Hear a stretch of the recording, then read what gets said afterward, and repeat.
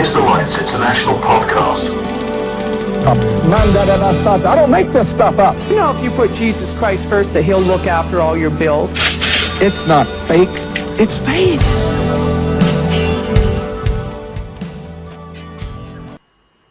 Hello and welcome to the latest episode of the Atheist Alliance International podcast. I am your host, Jason Sylvester, aka Diogenes of Mayberry.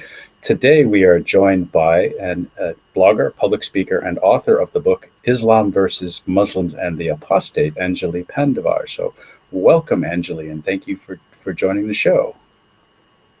Thank you very much. Thank you for having me. Yeah, so why don't you just introduce yourself and what you do to our viewers so they can get to know who you are. It's a slightly complicated introduction because I have lived in many countries and have long histories in some of those places. But I was born in South Africa, which is where I grew up, and moved to Britain as an adult, and have since lived in China for quite a long time, and now I live in Central Europe. I'm saying Central Europe because I move around between several of the countries in Central Europe. Is part of what I do. What else? I've been very concerned about the erosion of freedom in the West, and especially about the way Islam seems to be getting away with more and more. And so it's been my concern and efforts to try to, number one, make Muslims aware that they are actually being used, and to try to help them to see that their humanity is what's been destroyed by their religion, and that it takes a lot of effort. It's a hard thing to do, to claim your humanity from your faith, and live your life as a decent human being without being commanded to do so by some other god. Especially if what the God tells you to do is to go out to do some pretty awful things. And those things are awful, and you can't see that those things are awful because you are a Muslim. Your ethics are shot. Islam has destroyed it. That's it. And so you can't see that you are being used to do some pretty horrible, awful things in the world. And I don't think I'm particularly influential in doing that, but my work is out there. And the more, I think there was a time when Muslims engaged with me, and the engagement involved more like frustration at my not leaving them alone to get on with their lives and do what they do, because they're not disturbing anybody, and they're not killing anybody, and they're not doing any of those nasty things. But that's how Islam keeps going. There is Islam for the ones who do carry out those commandments to operate in.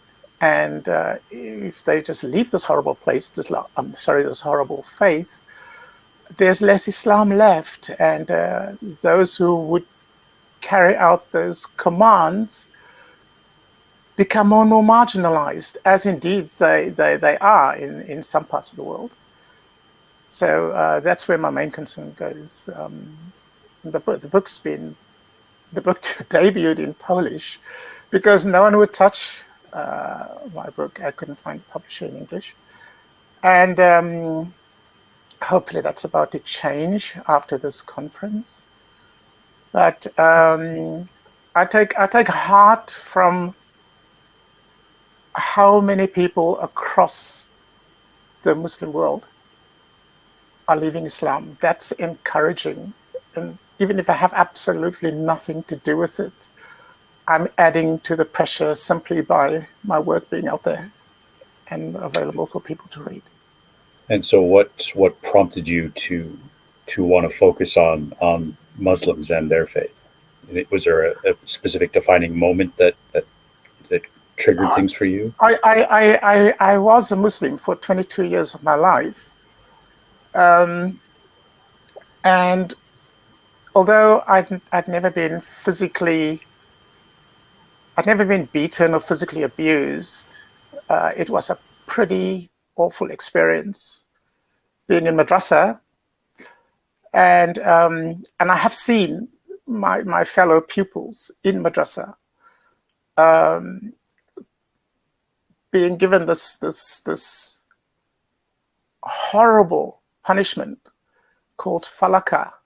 As it was given to the boys, where their ankles were tied together, and then their feet were suspended in midair. They were lying down on the floor, and their bare feet suspended in midair. And the teacher caned the soles of their feet. Those poor boys, it was horrific. It was horrific. Even if you shut your eyes, just the screams of the poor boys, and the fact that they couldn't walk afterwards, they had to crawl out of the madrasa. And this was not even the worst. So that's some of the stuff. But I also, the Muslims around me, including my own family, my cousins, our neighbors, they were just messed up. Their ethics were totally messed up. The kind of things they thought were okay for people to do were just messed up. You don't behave that way. You don't kill somebody because they said something that you don't like. It's ridiculous. And also, I mean, look, let's be blunt here, okay? Islam does everything to kill your ability to think, all right? There's a verse in the Quran that says, we hear and we obey. That's it. That's a virtue. That's a virtue to be a complete robot, hear and obey. It's a virtue. To never question is a virtue. That gets beaten out of you in your childhood. And so Muslims who see this, they will recognize what I am saying, but something inside them will militate against accepting what I am saying. And so for as long as that goes on, there's a fight going on inside them between their own humanity and their commitment to this horrible faith. Sooner or later, in increasing number of Muslims, their humanity prevails over their faith, and they either pretend to be Muslim, but they no longer are, because they fear or they don't want to upset their parents or something like this, or they just leave. That's it. They leave, and then they afterwards finally learn how to become free and ethical human beings, capable of taking their own decisions, capable of thinking, capable of questioning. And yes, so for me, I like to tell a little story. We lived next door to a Christian family, and when I was a child, and there's a very kind lady, old lady next door, whom I used to talk to. And she told me one day that they, Christians, and us, Muslims, we pray to the same God. That's what she said to me. And later in that week, a few days later, the Yom Kippur War broke out. It tells us something about how old I am. And in school, in state school, that the next morning, the headmaster assembled the school in the courtyard and said a prayer, Christian prayer, in which he asked God to protect the Jews and to help Israel win the war. Later that day, late afternoon or evening, in the mosque, the Imam said a special prayer too, a dua, as we said. And the Imam asked God to protect the Muslims and to help them win the war.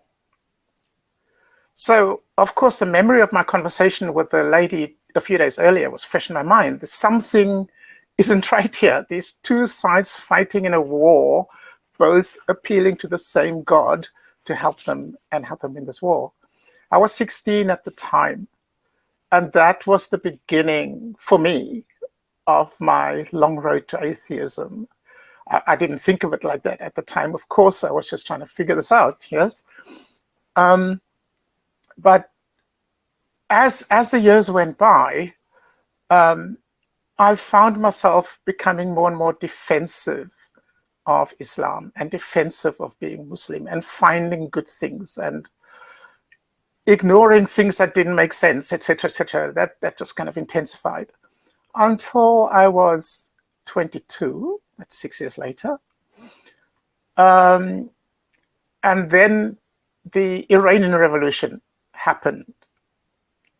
And when the Iranian Revolution happened, 1979, I was in university, undergraduate. Many of my friends were Muslim at that time. And I think every single one of them, I could be exaggerating, but I think every single one of them either went to Saudi Arabia or to Egypt or to Pakistan. And they came back from those places Muslim with a capital M. It was scary to see what had happened to them. They were lively, jovial, funny people, great to be with, and they all came back super messed up. And I was still a Muslim at the time, and I was still going to madrasa even as an adult. So a Saturday night, I went to madrasa on my own, and it was already dark, and the madrasa was behind the teacher's house. He'd built it. Many madrasas were like that where I grew up. And I got to the front gate. The teacher's teenage daughter was standing inside the gate with her hands resting on the gate. And outside the gate was a boy of maybe 16, 17, and his hands were resting on her hands. So they were staring into each other's eyes, young love sprouting. And they noticed me coming. They managed to open the gate, let me through, and shut the gate again without once lifting their hands or breaking eye contact with each other. Okay, so I walked through the house. There was nobody in sight, and went through to the back to the madrasa to wait for the teacher. Took out my Quran, and while I waited, I heard this incredible screaming break out in the house. It was my teacher, who already had a very loud voice, and he was screaming at this girl, and I heard the sound of hitting, and the girl screamed, like really blood-curdling screams, and her mother started screaming for him to stop doing this, to stop beating her. And there was a rage, unbelievable. And I thought this girl was being killed. And something snapped inside me. So I packed up my Quran and slowly did that and walked back out through the house. By this time, there was nobody there on that same passage that I'd walked through earlier. There was nobody there. And I could hear the girl crying, sobbing her eyes out somewhere in the house. And my teacher was nowhere in sight. His wife was nowhere in sight. But on the floor was wood splinters everywhere. He had beaten her with either plank or pieces of wood so hard that the wood splintered all over the place. Now, I shudder to think what the soft flesh of somebody's body would do under those blows if the blows shattered the wood, right? I have no idea whether the girl lived or died, but I walked out of the house, and from that moment on, I had no religion anymore. I had no God, let alone no Islam. I just had no religion, period.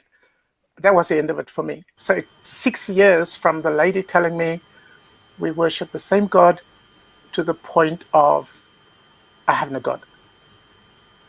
So you had a pretty defining moment then, that most people don't necessarily have that, discrete cutoff where it's just instantaneous, but it seems it was that way for you. In a sense, that's true, but there's something else that needs to be said as well. It was that moment, that from that moment on, I had no God, I had no religion. This is absolutely true. But it took many, many years before I could get rid of the effects of Islam on my mind and on my spirit. And when I set up the website murtadtohuman.org, it was to bring a particular awareness to people who leave Islam that just because you have left Islam doesn't mean that you are now free. It doesn't mean that you are now human. There's a lot of damage that needs to be repaired. You need to recover from having been a Muslim, which is a pathology. And so it takes hard work and hard effort to do that. What ex-Muslims do as soon as they've left Islam and they've told other people, I know, and they're getting into these social support things, is that they have a party or gathering, and obligatory is to eat bacon and drink alcohol. And this is like a major rite of passage, right? That is the easy part. We all do that.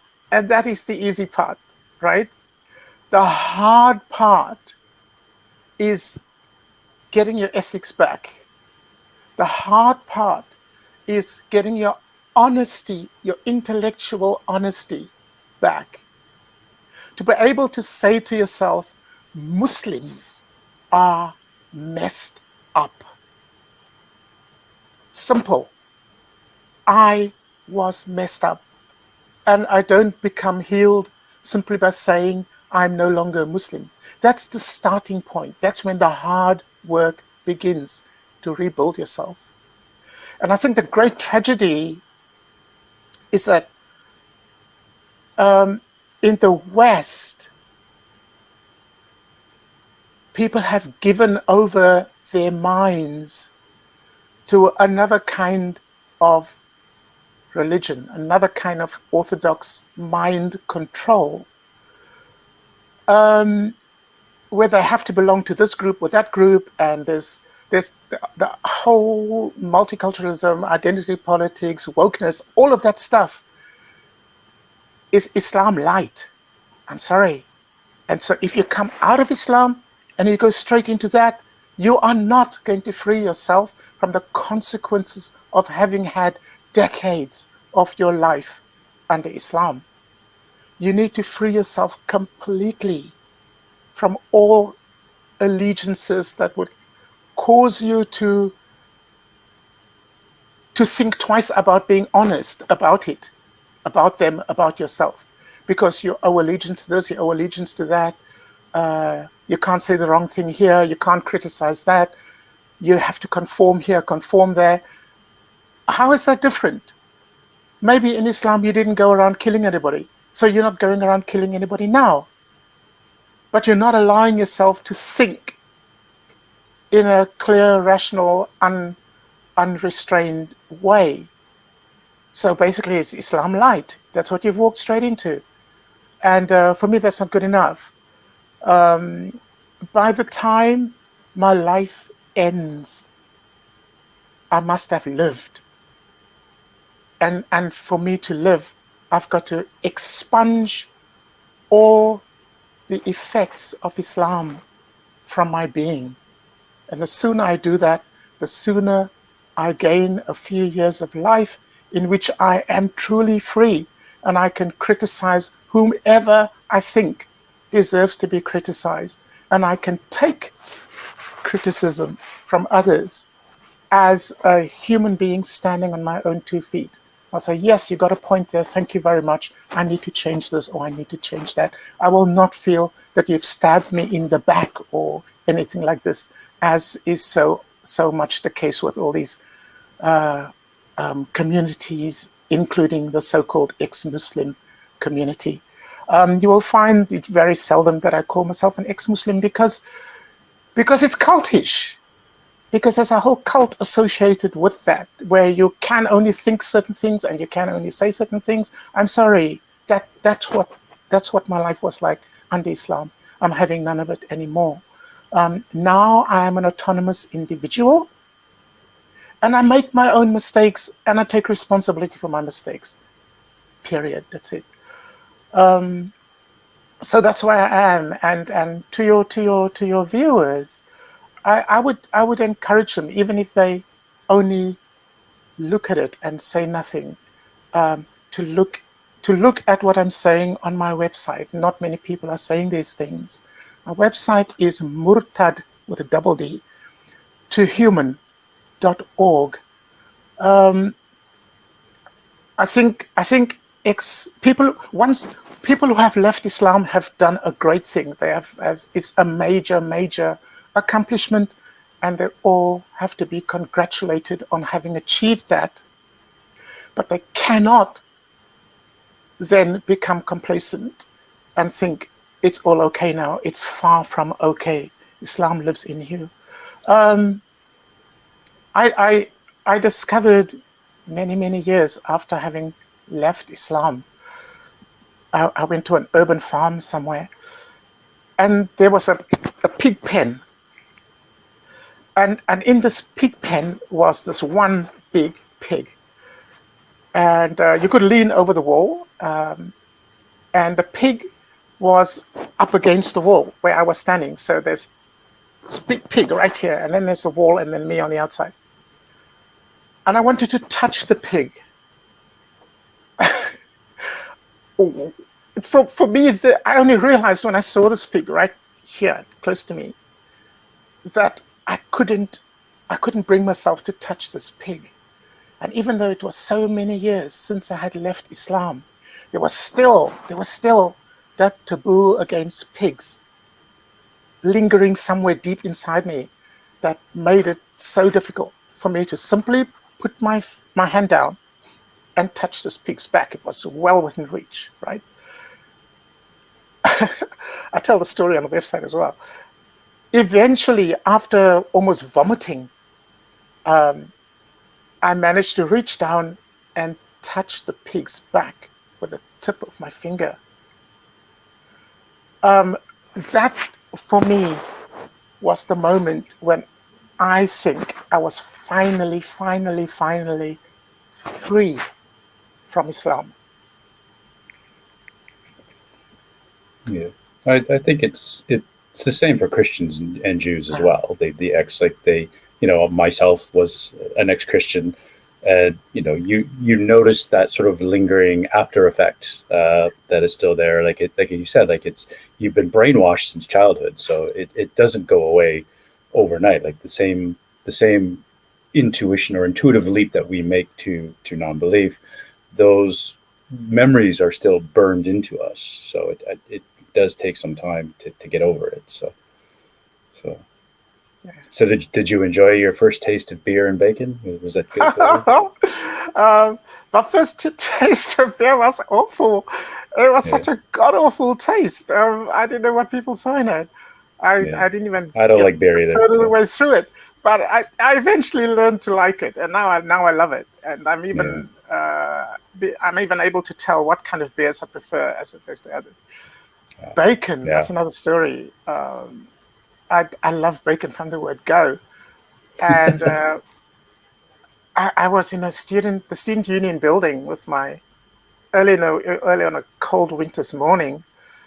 I walked into this packed student union building, and I got hit by this incredible smell of whatever it was.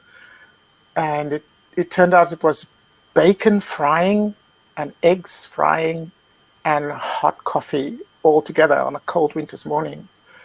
So I had what everybody else had, which was bacon and egg on this big bread roll thing, and a huge mug of steaming black coffee, and sat down with my friends, took the first bite, and oh goodness, it was the most incredible taste I'd ever experienced in my life.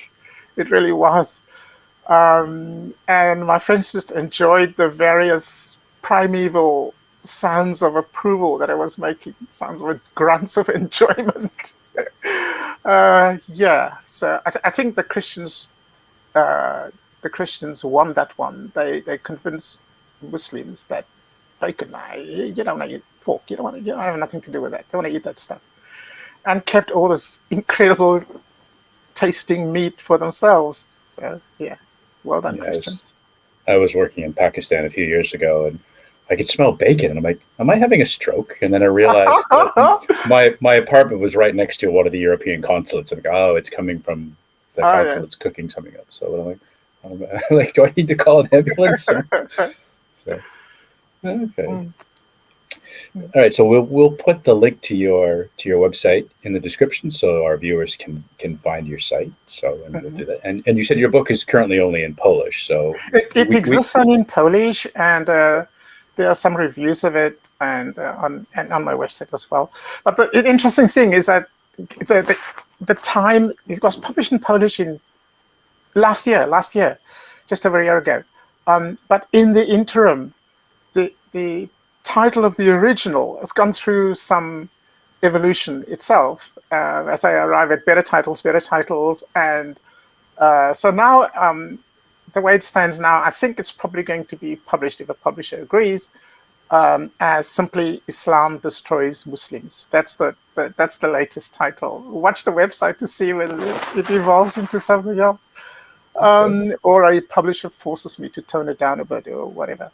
But that's a summary. That's a summary of the book. That's a summary of what I'm convinced about. And I spend a lot of time in the book describing what Islam does to Muslims, to Muslim mind, to Muslim ethics, and to the walking contradiction that a Muslim is, constant fight with him or herself, and never reaching happiness, never reaching, even though they can tell themselves they're happy, I'm a Muslim. No, you're not. No, you're not. You're not.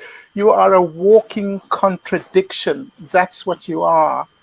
And then I spent time talking about ex-Muslims and the dangers that ex-Muslims face, their weaknesses, the traps they walk into.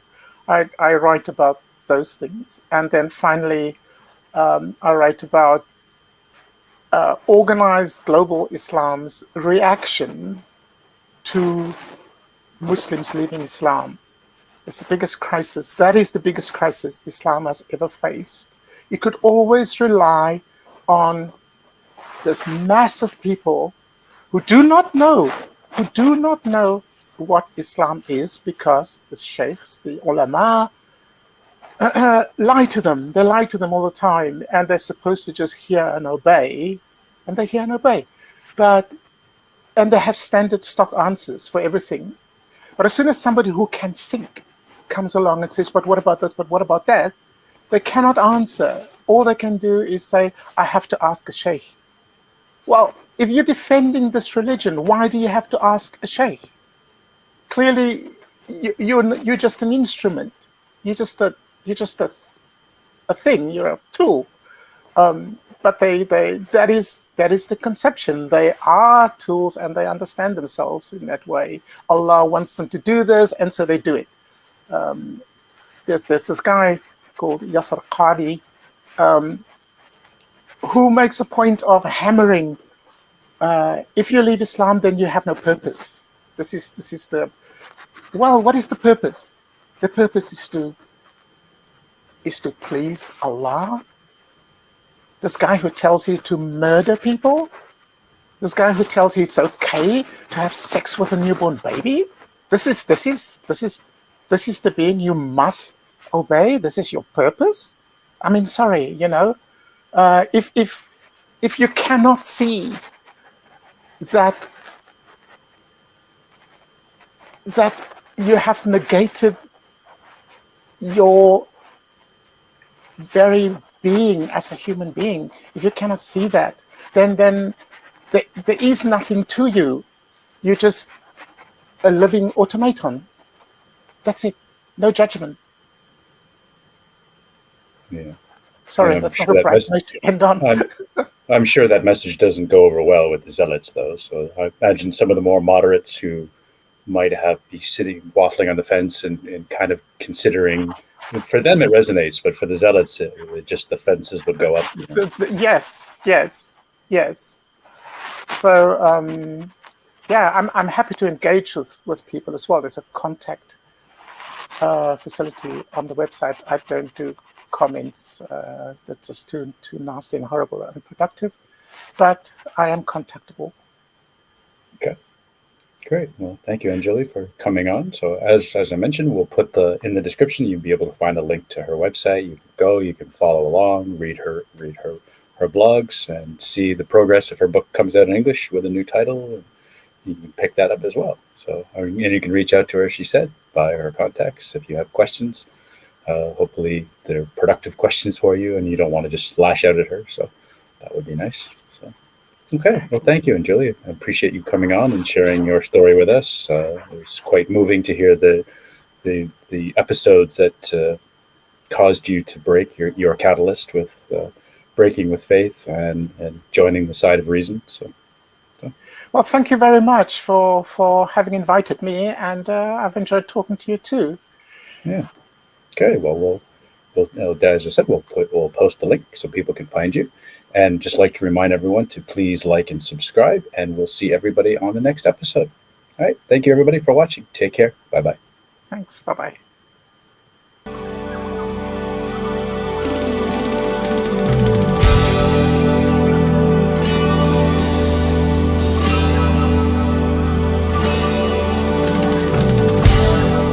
Okay, thanks for listening, and don't forget we're on YouTube, so follow us on YouTube. Just search for Atheist Alliance International and please subscribe and hit that notification bell. We're also on all of your favourite podcast platforms, so make sure that you follow us on there as well. See you next time.